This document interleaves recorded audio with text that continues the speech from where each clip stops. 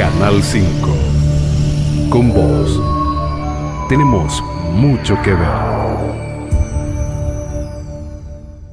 Muy bien, continuamos con más información, en este caso para hablar de salud con un especialista, el doctor Ricardo Vega. Richard, ¿cómo le va? Bienvenido, ¿cómo estamos? Querido Daniel, muy buenas noches, como todos los jueves, muy pero muy bien.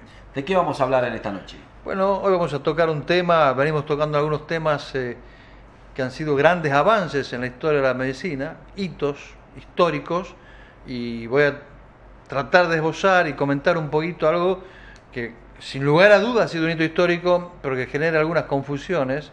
La gente a veces confunde virus, bacteria, antibiótico, vacuna, no sabe exactamente qué es la diferencia entre cada uno de estos conceptos, y voy a tratar de explicitar qué es una vacuna, cómo funciona una vacuna, y cómo ha sido la historia de su descubrimiento y para qué sirve una vacuna. Es eso justamente. Las preguntas que vamos a tratar de responder rápidamente durante estos breves minutos es: ¿qué son las vacunas? ¿Cómo actúan? ¿Cuáles son los tipos de vacuna?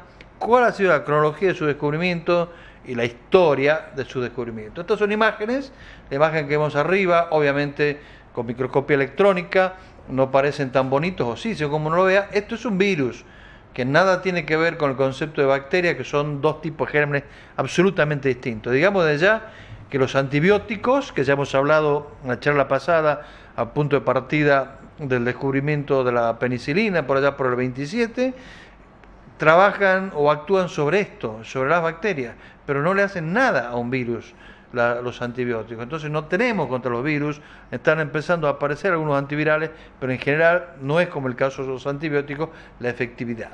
Entonces uno debe tratar de prevenir la aparición de las virosis, porque si no, de otro modo, las cosas se complican. ¿Y qué son? ¿Qué son? Pero para esto tenemos que entender un poquito de inmunidad.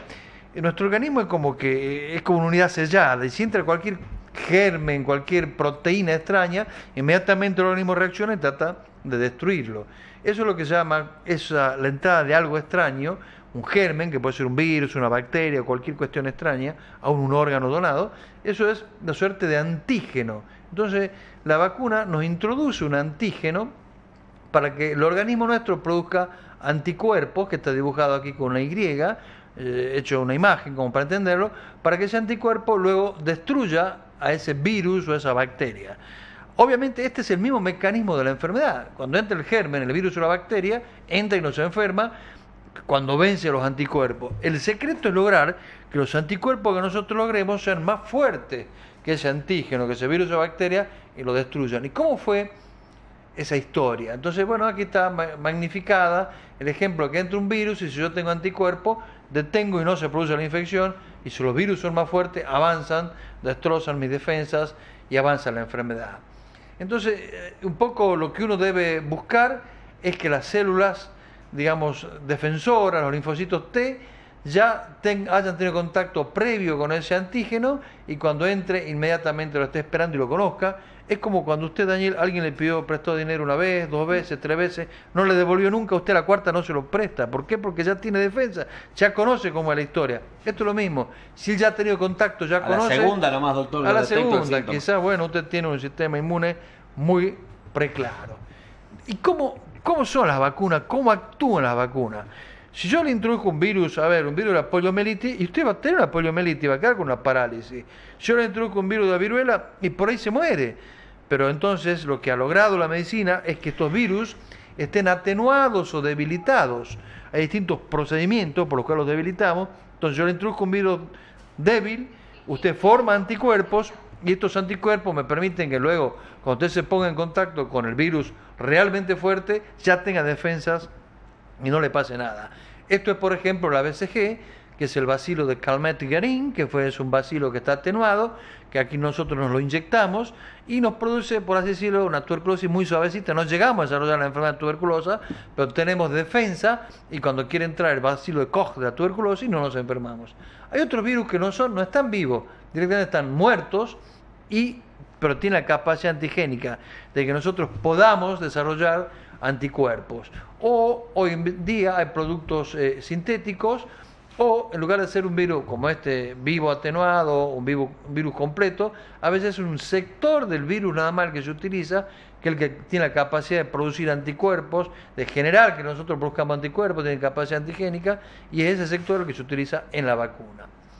¿Y los tipos de vacuna? Bueno, la mayor parte de las veces son inyectables, se puede inyectar dentro de la dermis, que es cuando se hace ese abono en la piel, por abajo de la piel es subcutánea, el tejido subcutáneo, puede ser intramuscular, ya le está doliendo a usted, Daniel, en este caso en el músculo glúteo, pero también hay vacunas orales, vamos a suponer la vacuna de la poliomielitis, que era terrible, la epidemia de polio, existía la vacuna de Salk, y luego Sabin desarrolló la misma, pero oral, y fue un avance extraordinario de la medicina, y puede ser también inhalada la vacuna. Esto no se asuste, esto solamente para pasar, digamos, un repaso histórico muy rápido, y digamos que la primera vacuna fue la de la viruela en el año 1796. Después mira la cantidad de vacunas que se fueron descubriendo una vez que pudimos conocer el intríngulis, el proceso íntimo de cómo generar las vacunas. Fíjese la cantidad de vacunas que hay, digamos, para distintas circunstancias. La viruela, nos ubiquemos allá hace miles de años, si nos vamos al año 1000 después de Cristo, había una monja budista que ya trabajaba, y la viruela produce una serie de ampollas y pústulas, ampollas con pus, y ella trabajaba sobre esas ampollas, esta monja budista, y se le inyectaba a los sanos. Lamentablemente algunos morían y otros sobrevivían. Esto ya lo conoció esta dama europea que se ve ahí, que es Lady Montagu, y regresa a Constantinopla en el 1700, esta dama lo introduce en Europa. Pero ya en el 1000 después de Cristo hacía este proceso de variolización, que era un esbozo, un principio, pero no sabían bien qué es lo que pasaba. La historia del descubrimiento en realidad se le atribuye desde el punto de vista médico y desde el punto de vista, valga la redundancia, histórico, a este señor que es Edward Jenner, y vamos a hacer algunas reflexiones también sobre Jenner. Él nace en un pueblito de Inglaterra, en Berkeley, el 17 de mayo del 49, y muere en el mismo pueblo, porque él vuelve a su pueblo a ejercer y morir ahí en el 1823. Era un médico rural, como usted, Daniel, era poeta, le gustaba escribir, le gustaba la naturaleza, era un investigador. Y recordemos un poco, para ubicarnos, que en esta época la viruela era una epidemia mundial y mataba cientos de miles y cientos de miles de seres humanos a lo largo y a lo ancho del mundo. Este hombre nace en un entorno rural, era hijo de un reverendo. Cuando me refiero a referendo, usted entenderá que me refiero a un referendo, un religioso, que se llamaba Jenner, y a los 5 años muere su papá. Queda bajo la tutoría de su hermano. En aquella época eran distintos los temas de aprendizaje y demás. A los 13 años empieza con un cirujano local a aprender, y luego se va a este hospital tan importante de Londres, el St. George Hospital, y estudia con un gran maestro de la cirugía y la anatomía, que era John Hunter. Lo importante que son los grandes maestros, y seguramente aprende muchísimas cosas a partir de los 21 años y hasta los 24, cuando él vuelve a su pueblo natal. Es un médico popular, como ya lo dijimos, rural, muy querido, muy dedicado a sus pacientes, se casa, tiene 3 hijos. Volvemos al concepto, fíjese usted lo que era un paciente picado, como se decía, por la viruela, con las cicatrices espantosas, y que en no pocas circunstancias llevaba a la muerte a estos pacientes. Y digámoslo claramente, no había tratamiento ni forma de prevenirla. Y a diferencia de lo que pasa hoy la gente muere de cáncer, hoy la gente muere de infarto, pero el que muere de cáncer, muere de infarto, en línea genérica, es una persona mayor. En aquella época se iban de este mundo, se morían por infecciones, en este caso estamos hablando de la viruela, y eran gente muy joven, a veces muy pequeño, lo cual ponía un manto, digamos, de mayor gravedad, un mayor sentimiento y mayor dolor, y era una enorme mortalidad, y los que sobrevivían quedaban marcados de por vida. Sin embargo, en ese pueblo, él empieza a encontrar el relato de algunas trabajadoras, ordeñadoras, que decían, bueno, que él encuentra que estas ordeñadoras, cuando ordeñaban la vaca, se le producía una pústula en la mano, o sea, hacía una suerte de viruela distinta, y ellas decían, yo no voy a morir de viruela, porque ya tuve la viruela de la vaca. Entonces él empieza a investigar, ¿cómo es esta historia? Que estas mujeres que ordeñan tienen una viruela más suave, y cuando tienen la viruela humana, no la de la vaca, no se mueren. Entonces él ve que esas erupciones, esas ubres de la vaca, le daba una suerte de protección a estas lecheras cuando se producía el contagio de la enfermedad, viruela humana. Toma a una de estas ordeñadoras que se llamaba Sara Nelmes, le extrae de una pústula de la mano un poco de pus, y bueno, esto, fíjese Daniel, es un poco para analizarlo, veamos en aquel contexto, él toma un niño sano, un niño de 8 años, y se lo inyecta. Sin decir agua baña, agua viene, le inyecta esta cuestión purulenta. ¿Y qué sucede en el niño? El niño en realidad vive, no muere, ni se enferma. Al 7º o 9º día tiene una lesión muy suave y una pustulita muy suave. Y uno diría, bueno, bárbaro, pero a los 45 días lo vuelve a tomar al niño y ya le inyecta el mortal virus de la viruela humana. Y como el niño ya tenía la defensa, pues ya había hecho el antígeno, que es lo que él pensaba, sobrevive, no muere, y entonces se descubre el concepto de la vacuna.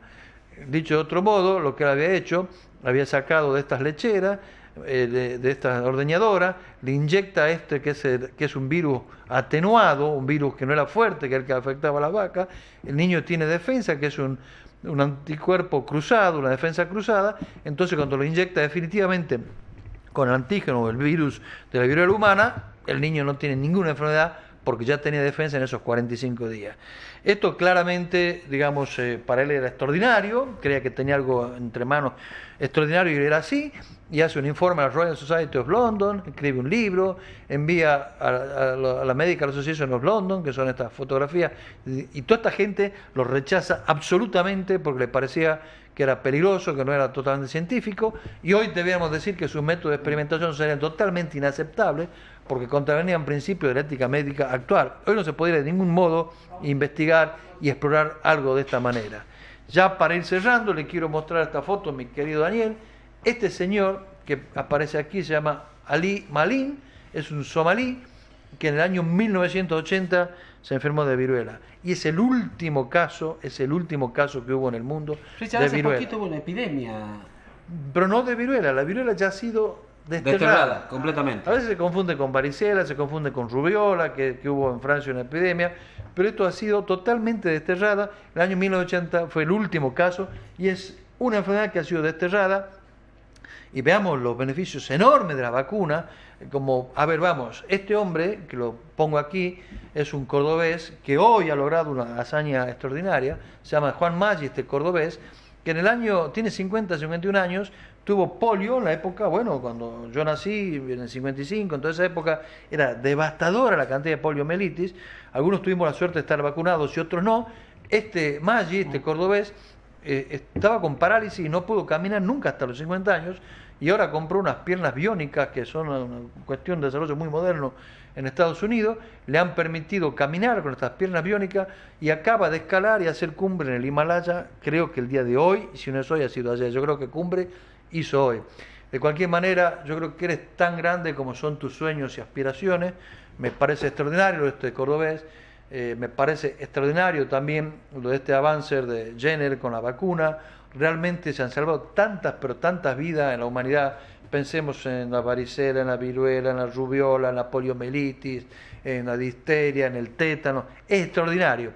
Ahora, la reflexión que merece, yo no sé si hoy en día, no, sí lo sé, seguramente no es aceptable el modo como él investigó en aquella época.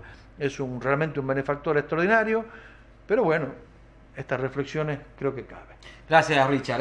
A usted, mi querido Nos Daniel. vamos a la pausa. Hasta el próximo jueves con la columna de salud. Ya va a estar Jorge Cruz. Ya volvemos. Canal 5. Con vos tenemos mucho que ver.